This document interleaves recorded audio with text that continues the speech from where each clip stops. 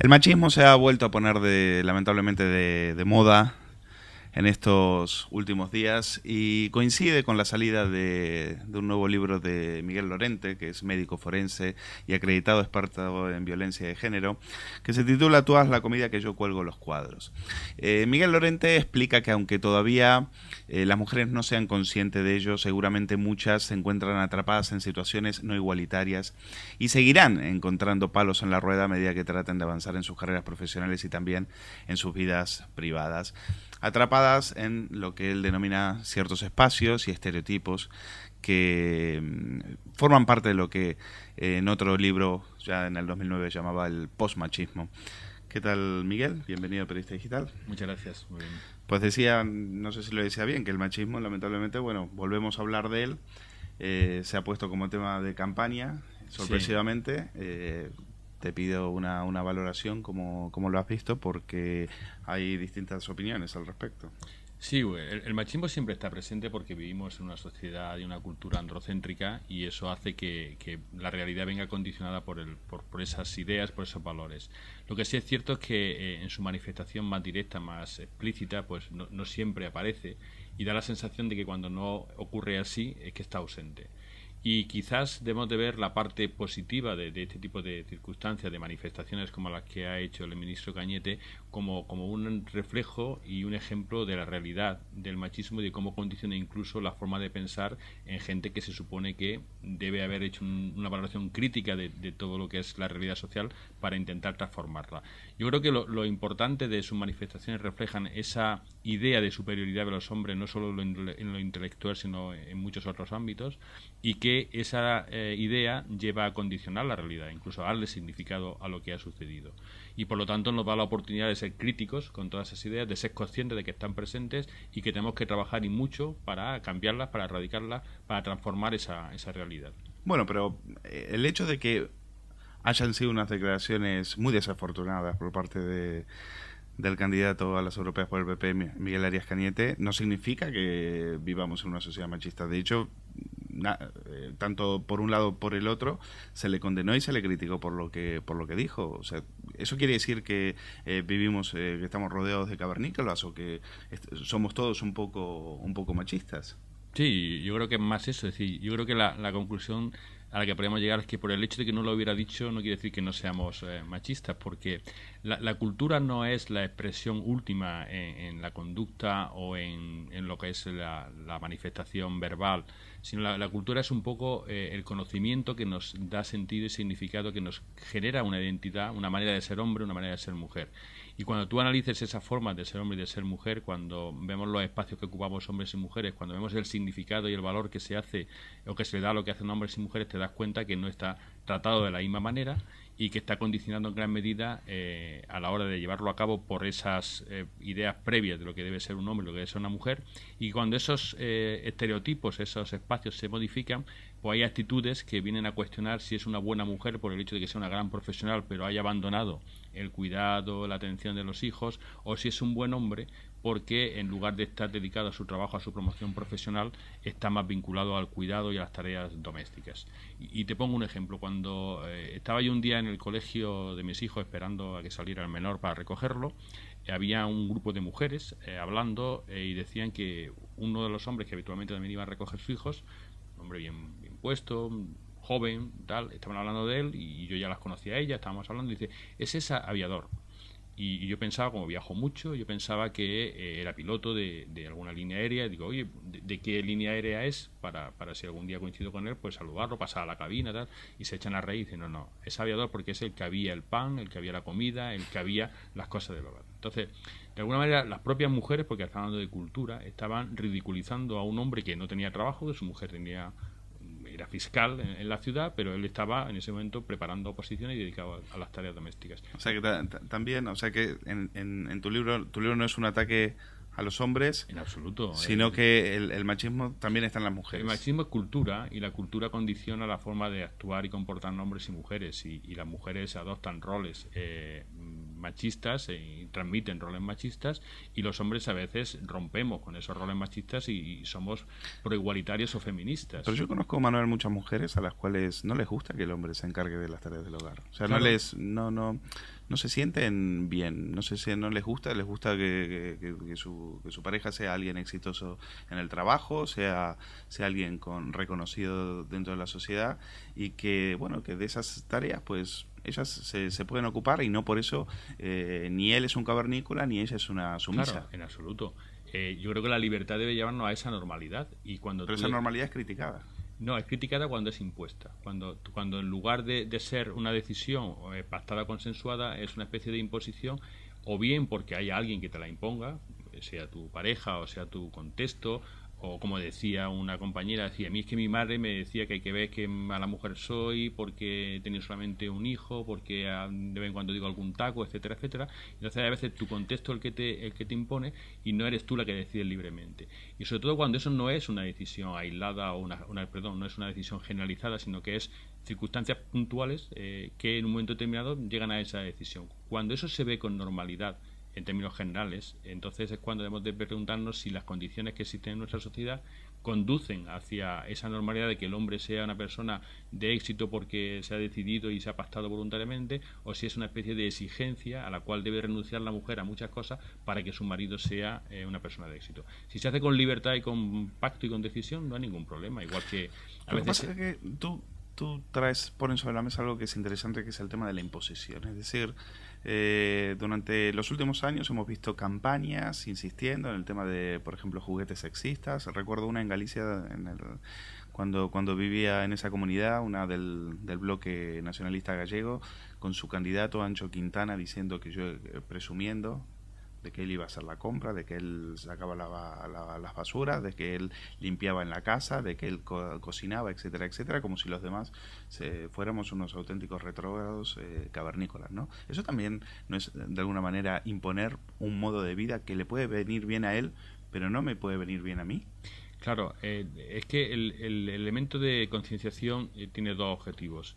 Uno, el cuestionar la realidad existente. Entonces, si hay la mayoría de los hombres no hacen ese tipo de funciones, pues de alguna manera viene a llamar a que ese tipo de cuestiones también están vinculadas al hecho de ser hombre y no es un desprestigio para el hombre, ¿no? Y la otra cuestión que habitualmente plantean ese tipo de campañas es presentar modelos alternativos. Es decir, que para poder, digamos, facilitar las distintas opciones, el hecho de que eso lo haga un hombre también es algo que está bien. Y no quiere decir que los hombres sean cavernícolas porque no lo hacen, o que no sean, digamos, unos hombres igualitarios porque no llevan a cabo ese tipo de tareas. El problema de ese tipo de críticas y de las campañas que se ponen en marcha es intentar modificar la realidad que da lugar a esa normalidad. El libro, por ejemplo, no hace una crítica a resultados, evidentemente cuestiona todo lo que sea un resultado basado en la desigualdad, sino que lo que viene a cuestionar es una normalidad que no por casualidad hace que la mayoría de los hombres no hagan ese tipo de funciones, tareas, aunque haya muchos que la hagan, y que la mayoría de las mujeres hagan otras tareas, renuncien al tiempo, tengan una brecha salarial, cuando el trabajo es a tiempo parcial sean ellas las que lo caracterizan. Es decir, cuando eso ocurre y ocurre de una manera mayoritaria, no puede ser factor de la casualidad, sino que tiene que haber elementos que condicionen para que la mayoría de las veces eso suceda de ese modo. Si tú tiras una moneda, en principio no trucada, al aire y la tiras 100 veces, lo normal es que sean 50 caras y 50 cruces. Pueden salir 55 y 45, pero si salen 70-30, tienes que pensar que hay algo en la moneda para que ocurra esa desviación cuando el azar no puede explicarla. Lo que pasa, Manuel, que cuando se habla en estos temas y se habla por ejemplo, brecha salarial, yo me pongo a pensar, por ejemplo, en la que fue la ex ministra Viviana Ido, ministra de Igualdad.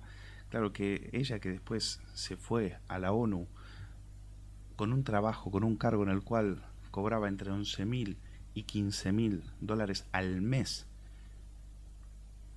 que ella plantea un discurso de igualdad, cuando también políticamente eso le permitió colocar a su pareja en Madrid, en la delegación de la Junta de Madrid.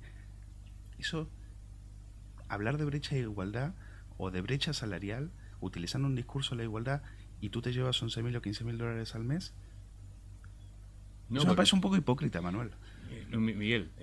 Miguel, perdón. Sí, no, pero no es hipócrita porque ella no se lo lleva por no hacer nada. Es decir, cuando tú estás en un puesto de responsabilidad y como consecuencia de tu experiencia, de tu tarea de gestión, hay alguien, porque ella no se va allí porque ella decide irse allí, hay alguien, que en este caso fue Michelle Bachelet, que la llevó a su gabinete porque entendió que su experiencia en todas las políticas de igualdad eran las que ella necesitaba para que su gabinete promocionara políticas de igualdad, porque no se fue a ONU a cualquier departamento, se fue a ONU Mujeres, con lo cual una persona como Bachelet, que es una persona bastante reconocida, valorada y que de hecho ahora ha vuelto a la presidencia de Chile, pues de alguna manera vio algo positivo en ella para pagarle ese salario por el trabajo que venía haciendo, que no era regalado ni era en un puesto no relacionado con su experiencia. Entonces, cuando el ministro de Asuntos Exteriores se fue a otro puesto de Naciones Unidas, del Fondo de Población de Naciones Unidas, nadie ha cuestionado el salario que ha cobrado. O cuando otros ministros de otros partidos han ido a puestos de instituciones internacionales, de la OMS, de la OIT, como ha ocurrido con algunos otros, nadie ha cuestionado si se era merecedor de ese trabajo por su experiencia previa en una acción de gobierno. Luego, esa diferente valoración que se hace y que hemos visto en los medios de comunicación y que tú has recogido sobre Viviana Aido o sobre otras ministras que también ha ocurrido, como está ahora con Magdalena Álvarez en el Banco Internacional de Europa, de inversión europeo, todo ese tipo de cuestiones, cuando se le hacen de una manera más directa a las mujeres y no tanto a los hombres, quiere decir que esa sociedad y esos medios que recogen esa información de alguna manera aplican un criterio distinto a la hora de valorar lo que ocurre con las mujeres respecto a lo que ocurre con los hombres, porque hay muchos políticos que han ocupado puestos de responsabilidad en organismos internacionales con salarios altísimos y nadie ha dicho nada nunca de ellos. Pasa, Miguel, que, insisto, yo creo que a mí me alegra que a Viviana Ido le vaya bien, me alegra que haya mujeres en cargos, en los cargos más altos en Hewlett Packard, en Yahoo, en Google, en varias en empresas de todo tipo. Sí, yo creo que en ese sentido el hecho de lo que se denuncia no es que ganen ese dinero, sino lo que se denuncia es que, ¿cómo vamos a hablar de brecha salarial cuando tú misma estás cobrando ese dinero? O sea, es injusto. Si ella estaría cobrando 1.000 euros en un cargo donde otros cobran 11.000, pues yo lo entendería. Pero es que está cobrando entre 11.000 y 15.000 dólares al mes. Entonces, sí. ¿Denunciar eso es ser machista? No lo creo. No, pues con independencia de la denuncia, el hecho de que ella esté en un puesto donde esas políticas tienen que desarrollarse para corregir la brecha salarial no tiene que ver nada con lo que ella está percibiendo para realizar ese trabajo. Es decir, es la típica argumentación histórica que decían que los ricos no podían ser de izquierda o que un trabajador no podía ser de derechas, que no tenía sentido. Y sí tiene sentido porque la ideología y el lugar de donde uno parte para cambiar la realidad no está en relación con el lugar donde tú te encuentres, porque yo puedo ser una persona muy rica, yo puedo ser una persona que tenga beneficios por estar en un país donde existe el racismo y no pertenecer al grupo discriminado, y puedo pelear por el racismo, para que acabara el racismo. Eso ha ocurrido y fíjate que hay estudios que son muy interesantes en los que en todas las grandes situaciones de injusticia social históricas, como por ejemplo ha sido el racismo, la esclavitud previa, las dictaduras, ha habido hombres y mujeres que, perteneciendo, digamos, al sector beneficiado por esa injusticia, han luchado para corregirla. En cambio, en el sexismo, donde hay una situación de desigualdad manifiesta histórica con una mayor o menor intensidad dependiendo de las circunstancias, hay una gran escasez de hombres. Lo hay. Y tú estás poniendo ejemplos de que están presentes. Pero curiosamente, cuando hablamos de situaciones de corregir una injusticia, como es el sexismo en diferentes manifestaciones, desde las que son de carácter social, económico, como la brecha, hasta la violencia de género, donde están matando de media a 60, 70 mujeres cada año en España, y en la Unión Europea son más de 1.000. Entonces, esa situación, la mayoría del liderazgo y de las políticas están reivindicadas desde posiciones feministas o de mujeres, de políticas mujeres, de organización de mujeres.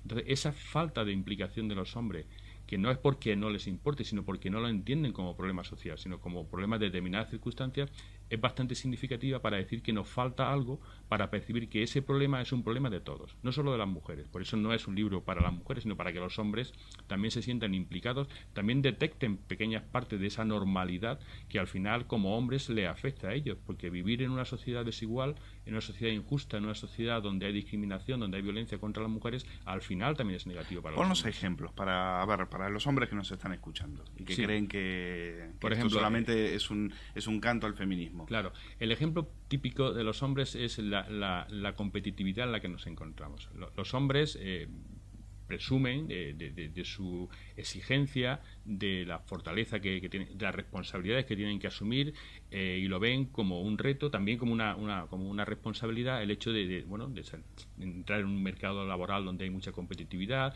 donde para promocionarte tienes que trabajar mucho, donde tienes que tener complicidades, donde tienes que tener cierto feeling con la gente que está arriba para que genere una confianza que vaya más allá de exclusivamente el trabajo. Entonces esa competitividad en la que entramos para promocionar, para conseguir ese trabajo, para que luego incluso nuestras mujeres estén felices y orgullosas de lo que hemos conseguido y alcanzado, eso al final te genera una especie de autoexigencia que genera mucho estrés, que genera muchos problemas de salud y que hace que muchos otros hombres no triunfen, porque cuando uno llega arriba, quiere decir que otros muchos no han llegado y lo han intentado como ese otro. Entonces se genera una serie de frustraciones y además se genera una desviación de los problemas de los hombres que nos afectan, que hace que los hombres, por ejemplo, tengamos una sobrerepresentación, es decir, seamos las víctimas principales de los accidentes de tráfico, seamos las víctimas principales de los accidentes laborales, tengamos una vida media mucho más baja, tengamos más infarto de miocardio, tengamos más problemas de salud mental.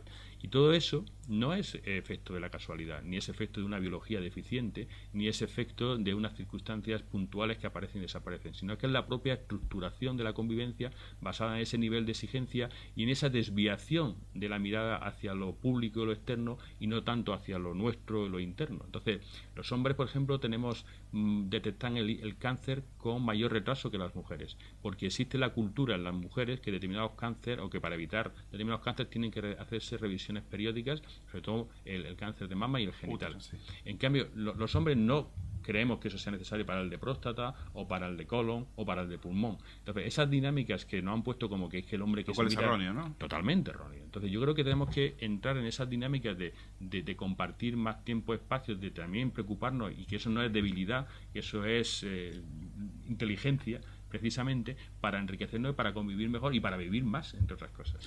Bueno, tienes un capítulo dedicado a las Barbies, a las Pinipón, a las Nancy, y se me debe quedar alguna. A ver, mi hija juega con ellas. Sí.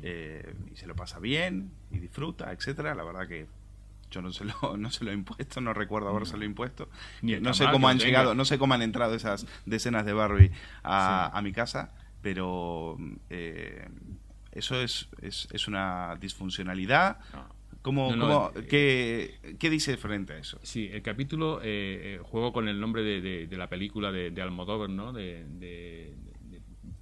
Era Pinipón y bueno, eran el capítulo se llama Barbie, Nancy, Pinipón y otras chicas del montón, ¿no? Y otras chicas del montón, sí. Entonces es un poco jugar con el concepto de muñeca como objeto. Es decir, cuando tú analizas la imagen de la mujer en la sociedad, hay... Y otras muñecas del montón. Sí. Hay dos grandes imágenes. Una, la cosificación que se hace a través de la publicidad, de objetos de reclamo, de llamar la atención generalmente alrededor de la sexualidad, de lo sexy, de la atracción de la mujer para los hombres. Tú anuncias un coche y es una mujer guapa, sexy. Tú anuncias un perfume y es al lado de una mujer sexy, guapa. Tú anuncias muchas cosas y es al lado de una mujer sexy, guapa, ¿no? Como si eso fuera un reclamo para los hombres, ¿no?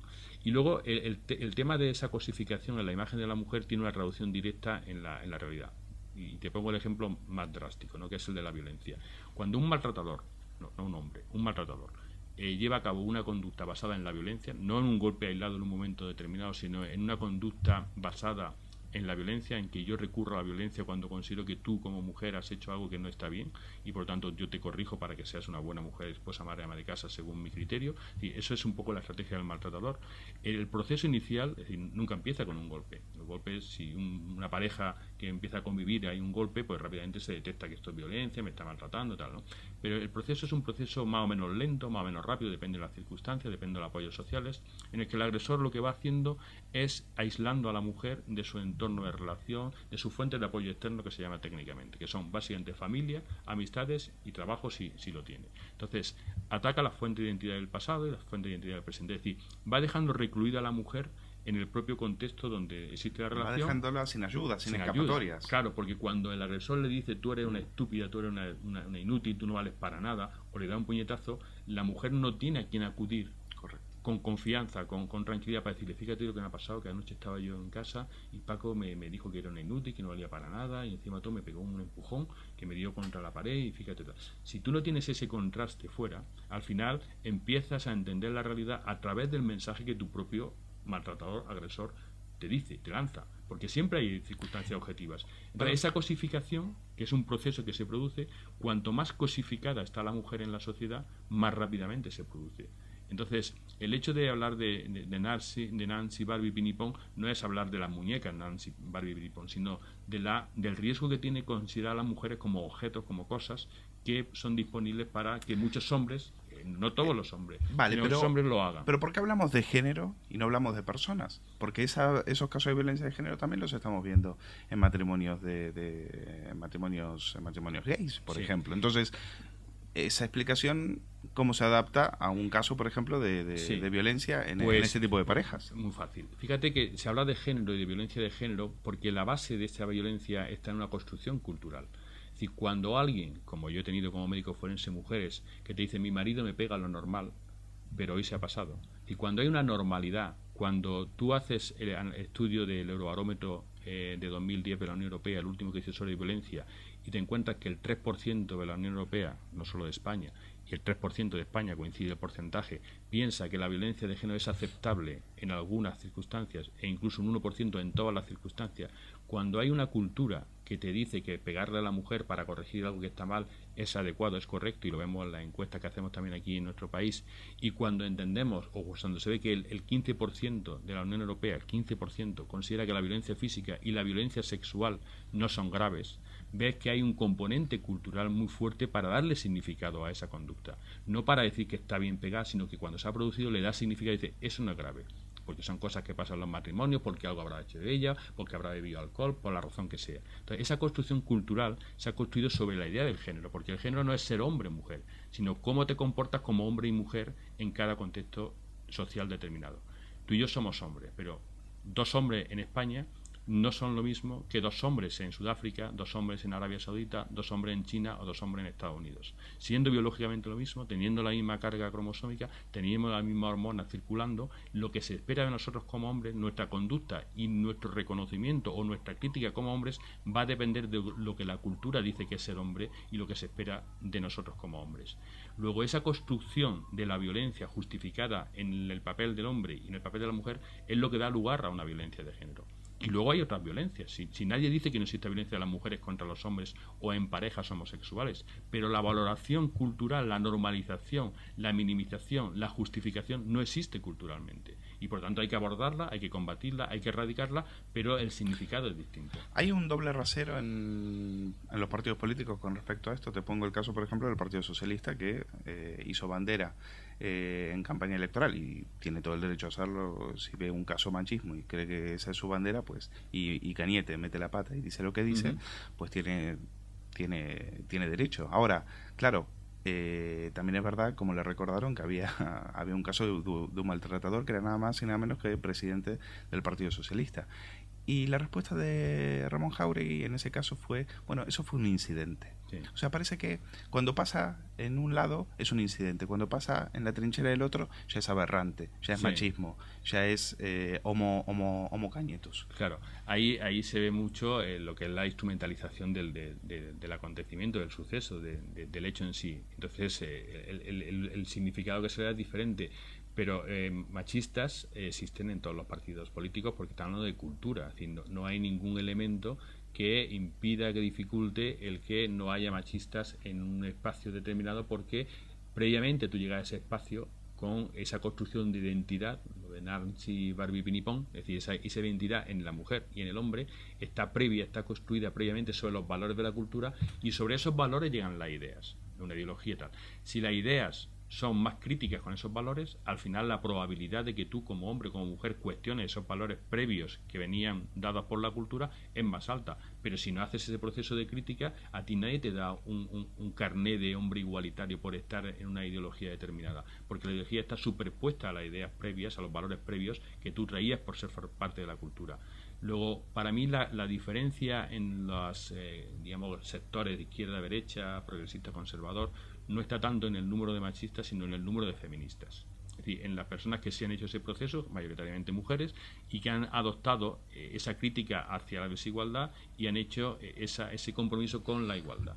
La última, ¿qué opinión te merecen, por ejemplo, las Femen, que son estas chicas que van ahí protestando ciertas banderas, defendiendo aborto y demás, pero lo hacen con su cuerpo? Es decir, lo que precisamente las feministas criticaban, que no se haga del cuerpo de la mujer un objeto, pues ellas utilizan el cuerpo como reclamo. Sí. ¿Eso no es contradictorio? Yo creo que precisamente por ser contradictorios por lo que lo utilizan, porque lo que han querido ha sido llamar una atención a través de un elemento que se sabe que va a ser efectivo desde el punto de vista reivindicativo. Pero también lo utiliza Interview para sacar a una mujer desnuda, con lo cual, efectivamente, ¿en qué quedamos? Pues no, que es contradictorio. Pero al final las Femen lo hacen por ser impactante y entonces como un efecto publicitario a través de su cuerpo. Es contradictorio, pero al mismo tiempo para ella está siendo muy eficaz, porque aparece en todas las portadas y en todos los... Entonces con la contradicción están consiguiendo un resultado. Miguel Lorente, autor de Tú haz la comida que yo cuelgo los cuadros. Muchísimas gracias por haber venido aquí a Periodista Digital. Un placer. Muchas gracias.